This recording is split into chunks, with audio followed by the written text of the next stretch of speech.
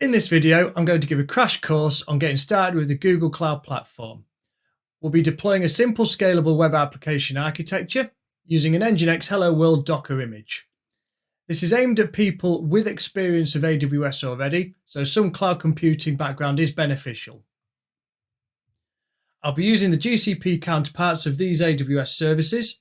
Some of them are similarly named, such as VPC networks, where there's EC2 in AWS. In GCP, there's the compute engine, and for load balancing, in GCP, this is located under network services. Now, this is a high-level overview of what we'll be deploying. It involves a VPC, a cloud load balancer, and a compute instance group. This is it in a bit more detail, showing the various resources that we'll be connecting up. I'll go into these in more detail during the course of the demo. And finally, I'll be using Terraform for infrastructure as code, as it reduces the barrier to entry by using tooling already familiar to some people using AWS. So, if you're ready to get stuck in, let's go. Okay, so I'm going to assume that you've already got the Terraform and Google Cloud SDK installed on your laptop. If you haven't already done so, then there's details on how to do this on my blog, which I'll include a link to in the description of this video. So the first thing that we're going to do here is we're going to create a new project in GCP. We're going to do that using the web console. So what we've got here is the GCP homepage, and what I can do here is I can drop down into the projects drop down and I can select new project. Similar to AWS accounts, there is the notion of projects in GCP. They serve as a container for resources that you will deploy as part of an application or a platform you're building, but they also have the additional benefit that whenever you're done with a project, for example, you just delete the project and you can delete then everything under that project automatically. So there's no risk of any lingering resources. What you could do quite nicely in the GCP UI as well is you can quite quickly switch between projects too. So what I'm going to do here is I'm going to create a project called Quick Start. You get an automatically generated project ID by GCP. You can edit it, so you can change it to what you want, but you can't change it later. And then finally, you can group it under a location if you want, but for the purposes of this, I'm not going to. Okay, so we now have a project being created. What I'm going to do next is I'm going to initialize the G-Cloud CLI tool in order to work with it. So if I do a G-Cloud init, similar to AWS command line tools, there is the notion of configuration, which is similar to the credentials and profiles concepts that you'll know from in the AWS CLI. There's a couple that I already have existing here, but I've had a previously named project called Quick Start, so I'm just going to reuse that configuration, but with new settings. So there's a couple of accounts that I've authenticated against the CLI. I'm going to choose my personal one out of that. And then there is the new project ID, which we got created in the previous step. So I'm going to assign that. And that's it. And now I've got the Google Cloud CLI tools associated with my new project. And just to show that there's nothing already running in here, I can do a G-Cloud compute instances list. And because I haven't used the compute service at all in this project yet, I get a prompt here saying, you haven't enabled this yet, would you like to? That's another difference between GCP and AWS. Whenever you use a service for the first time in GCP, you have to enable it. So that looks like this if you were to do that from the UI. If I go to Compute Engine and VM Instances, for example. Okay, so I need to be in my Quick Start project. So there you go. You just get a splash screen saying you need to enable this. Do you want to? So I'm not going to do that for now because I'm going to show you how to automate that in Terraform. So let's get on with that. So the first thing that I'm going to do is create the networking infrastructure that's going to serve as the base for my compute instances to stand on. I'm not going to hand crank this all out here, but I've got some things that I've come prepared with earlier. So I'll get them deployed and running. And then whilst that's happening, I can give you a bit of a walkthrough of what they all are and how they all fit together. I'm just going to grab my project ID out of there and just chuck that into my Terraform. So the first thing that I need to do is run a Terraform init. If you are working with a project on a new platform and you need to install the plugin for that platform, the Terraform plugin that is, you do Terraform init to do that. So I've already got the Google plugin installed, so there wasn't really much to do there. So the next thing I'm going to run is a Terraform apply. If you're new to Terraform, you can either run a Terraform plan, which gives you the plan but allows you to save it for you to execute at a later date, or you can run Terraform apply, which does it all in one go. So I'm going to run Terraform apply here, and what that does is it generates a plan, which it's showing me here. It's going to tell me what resources it's going to create, and then I'm just going to say yes to confirm that I am happy for you to start creating them. So whilst that's creating, I'll give you a walkthrough of what we are standing up. First thing in Terraform is we have this constants area here, where I can specify values that I'm going to use in a number of places in my configuration. I've got the provider block here, which is for Google. So it specifies Google as the provider, and that's what triggers the plugin as part of Terraform init.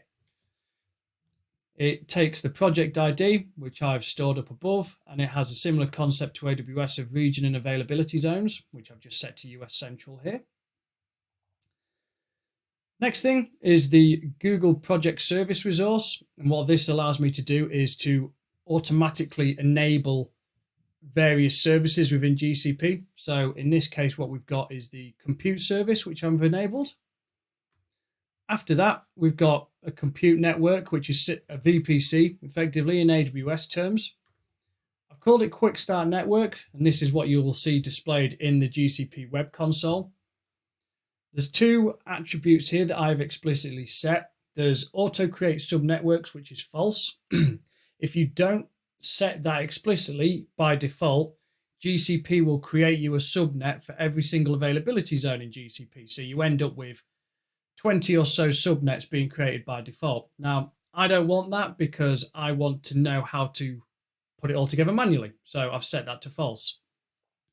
Similar for delete default routes on create as well. So I've set that to true, so it doesn't create me any default routes. I want to do all of that myself as part of this demo as well. Depends on is the final attribute in here. Terraform is normally pretty good at inferring dependencies between the resources that you build, but sometimes it doesn't quite get it. So what this is saying here is wait on the compute service being enabled here before you try and deploy this network. After that, we are deploying a subnet as part of that. So this is the bare minimum attributes that you give to a subnet. So we're specifying the name, the side range you want to assign to it, and then also the network that you want it to be attached to, which is the one above. Next up, we've got a Google Compute route, which is essentially the default route that would have been created, but is just something that I can manually create and control myself to. And then finally, for this is a NAT gateway. So it's a combination of a router and then some NAT configuration that sits on that router. So by default in GCP, you will get an internet gateway being created, but you won't get a NAT gateway. So if you want to be able to utilize a NAT gateway, you have to create one here, which is what I've done. So let's see how Terraform's going on with that. That's great. That's all been created. So next up, I'm just quickly going to add a virtual machine to this as well.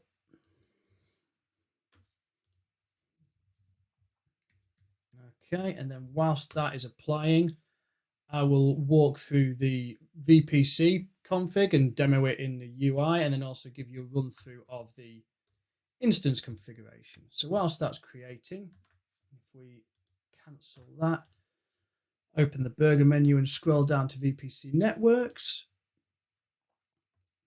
You'll see that once I minimize this default one, we'll have a quick start network, which is what we've just created. It has a single subnet with the CIDR range that I've assigned to it, and all looks good from there. So we can see now that we have a virtual machine that's been created. It will take a few minutes to bootstrap. So whilst that's happening, I will try and connect to it via SSH just so we can see what's going on. Now you can connect to these instances using a web-based SSH client, similar to how you can in AWS. So I'll do that now. And what that'll do is it'll transfer some temporary keys over to the instance, which we can then use for this session. Whilst that's happening, I'll give a bit of a run through of the instance first. So we've got a Google Compute instance here, which I've called Nginx instance, because that is what this demo is presenting, is Nginx instances being run. The machine type here I've specified as an E2 high CPU 2, which is effectively a virtual machine with 2 gig of memory and 2 vCPUs. Now there's this notion of tags here. This is different to what you will be used to in AWS. This is more akin to, labels in GCP is what you will know more familiar, what you will be more familiar with as tags in AWS. What tags is referring to here in GCP terms is actually the concept of network tags. I will touch on them in a bit more detail later because things will start to become clearer later on. Next up, we've got the OS image, which we use to bootstrap this VM. So I'm just sticking with CentOS 7. We've got a metadata startup script here, which is similar to user data in AWS world. And what I've done with this is I've used it to create a crude Docker bootstrapping mechanism. But the outcome of that is we have a Nginx demos hello Docker container being run on port 8080. And then finally in here, we've got some network interface configuration. So you specified the network and the subnetwork that you want the instance to run on. And then with this access config, this is what determines whether your instance gets an external IP or not. Another difference between AWS and GCP is that you don't define subnets per se as being public or private. It's set more at a per instance or per resource level with the usage of that access config block and the presence of an external IP. And the presence of an external IP decides whether or not the traffic to and from that instance is routed via an internet gateway or a NAT gateway. So I've included this block here because I want an external IP. And then I've also specified this network tier property. There's 2 types of network tier in GCP. There is standard and there is premium. Premium will aim to utilize as much of the GCP infrastructure as possible when routing requests to your instance for a little bit more money, whereas the standard one will route using more general purpose internet infrastructure up until it needs to enter the GCP domain. Okay, so if we come back to our SSH window, we can see that there's a problem connecting to it. So I'm going to close that down for now. We can have a look at view network details. Now this window gives you some helpful hints and tools to triage connectivity issues that you may have with your instances. And if you go to ingress analysis down here, you can see that there is a default firewall rule that explicitly blocks all traffic. So what we're going to do is add a firewall rule that will allow connectivity via SSH.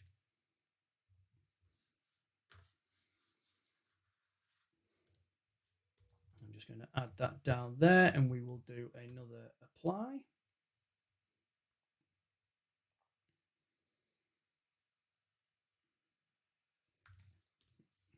Okay, so whilst that's creating, I'll give a quick rundown of the rule. So called it public SSH, linked it to a network. We are allowing traffic coming in, which is TCP based on ports 22 and 8080, inbound. So that's with the ingress direction here. And the next bit is what leads me on to my point about network tags that we were talking about earlier.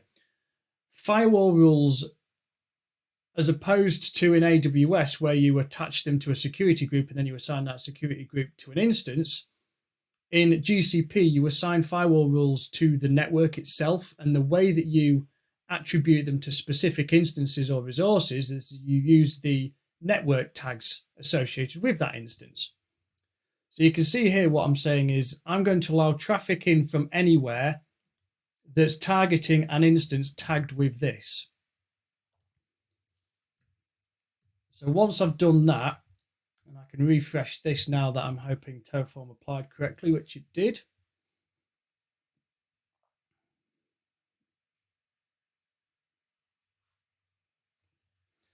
I can now see that there's a rule assigned which is going to allow traffic from 2022 and 8080. And if I try an SSH to that again,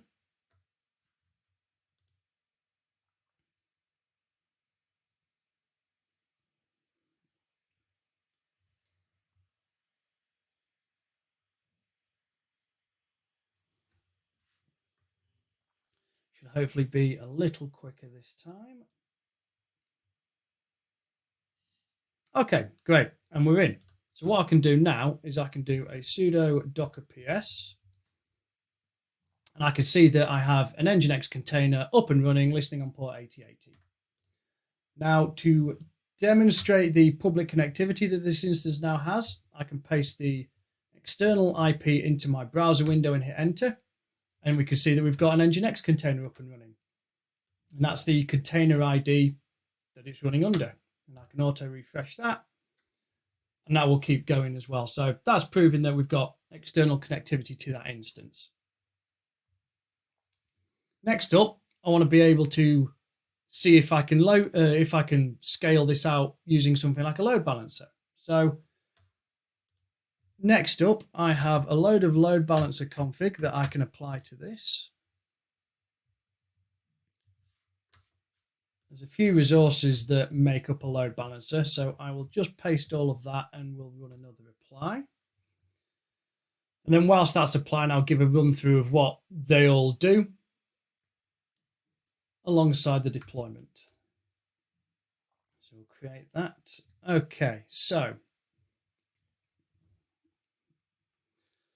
first thing which we've got in here is a compute instance group. These are similar to auto-scaling groups in AWS, except you can also have a variant of these, which is an unmanaged instance group, which is basically a manually maintained list of instances that you define here and you maintain in Terraform. So I've got my Terraform web servers as the name. I've got the set of instances here, and the only one in here is the instance that I've created further up in the Terraform code. I've also got a named port here, so I'm saying that 8080, port 8080 from now on I'm going to refer as the HTTP port. Next up, we've got a health check. So this should look fairly similar to the health checks you use in AWS. You can specify attributes such as the timeout, how often you check, how many subsequent checks constitute a healthy or an unhealthy state. You specify the port name you're going to use for the health check, which is the one that we defined up above. And then also I've added this depends on attribute here as well, because if you try and deploy this whole Terraform file at once, you'll get a race condition with the compute service being created earlier. Next up, we've got a backend service, which effectively wraps that instance group that we created earlier with some specifics about load balancing. So we could define here the timeout in number of seconds. We can specify connection draining timeouts. We can choose what type of load balancer this is going to be assigned to, whether it's an internal or an external one, the protocol used and the port name to route traffic on, and then we can assign a health check as well. So it's within the backend service where you have an instance group married up to a health check. Next up, we've got a URL map and a proxy as well, which is specifically a HTTP proxy. This is where you add path-based routing if you want to do that, but for the purposes of this demo, I'm just going to keep it very lightweight. So we'll just route all requests to our Nginx container. The final part of a load balancer, which is the front-facing aspect to it, is the forwarding rule. So the forwarding rule takes a IP protocol and a port to use. So I've specified TCP and port 80 here for standard HTTP. You can use the load balancing scheme attribute to define whether or not it's an internally facing load balancer or an externally public facing load balancer. So I've gone with external in this case. And then similar to the compute instance that we set up, you can specify a network tier as well. So I've just set that to standard. And then you use that forwarding rule to forward traffic onto a target, which for us is the HTTP proxy that I've defined above. Finally, you need to create another firewall rule, which allows traffic from the load balancer to interact with your instance. A couple of things about this. So it's just allowing TCP traffic on port 8080 inbound to the instance. And with external load balancers in GCP, they're not deployed within your VPC. They're a managed service as part of GCP. So you have to specify a couple of CIDR ranges that you will allow traffic in from. And then as per the other firewall rule, you specify the target tags that you want to apply this firewall rule to. So the Nginx instance tag. Okay. Another thing to mention as well is load balancer resources in GCP can either be global or they can be regional. So it gives you the flexibility of creating either regional based load balancers, or if you need the performance and reach of something more global, you can define global load balancers as well. The combination of resources that I've used here, although there is the use of global and regional used interchangeably here, the combination of these resources effectively build you a regional based load balancer. And that's defined really because this compute forwarding rule here doesn't have the word global in it. If you wanted a global one, I think it's there. You can specify global forwarding rule, but then you've just got to make sure that all of your corresponding resources up above are supportive of a global forwarding rule as well. So now that we've got all of that hopefully deployed, great. I can now go back into the GCP web console and I can go down to network services and to load balancing. And I should see my load balancer here. And what I can do now is copy this IP and paste that. And now you can see that we've now got connectivity established through a load balancer as well. And just to double check as well, they are both the same server name, which is the same Docker container ID. So that's all good. Now, the next thing that I'm going to do is I am going to add a new instance to this to demonstrate the load balancing capabilities and to prove it works. But I'm also going to remove public SSH access and port 8080 access to the instance itself. So I can demonstrate that I can remove public access from an instance and effectively isolate it, make it private, but still have connectivity coming in through the load balancer. So the way I'm going to do this is I'm going to remove this firewall rule. I am going to remove the access config component of this instance. I'm going to duplicate this instance. Very originally just put a number 2 at the end of them. And then in this web servers instance group here, I'm just going to add the extra instance to the list.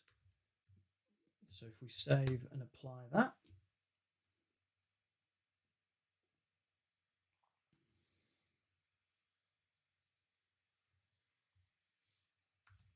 I'll just say yes to that. Okay, so whilst all that's going, I am going to demonstrate first off that the public connectivity has now been revoked from the original instance that we've got there. So if I go into my web servers group here, I can see that the original instance nor the new instance has an external IP, so they've been revoked. And I can see also that my request is now hanging from my web browser, so that's good. There's nothing for it to connect to anymore, but the load balancer is still auto refreshing just fine.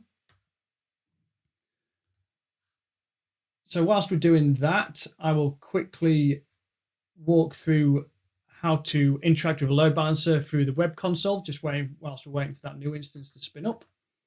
So you can find load balancers again by going into network services and load balancing.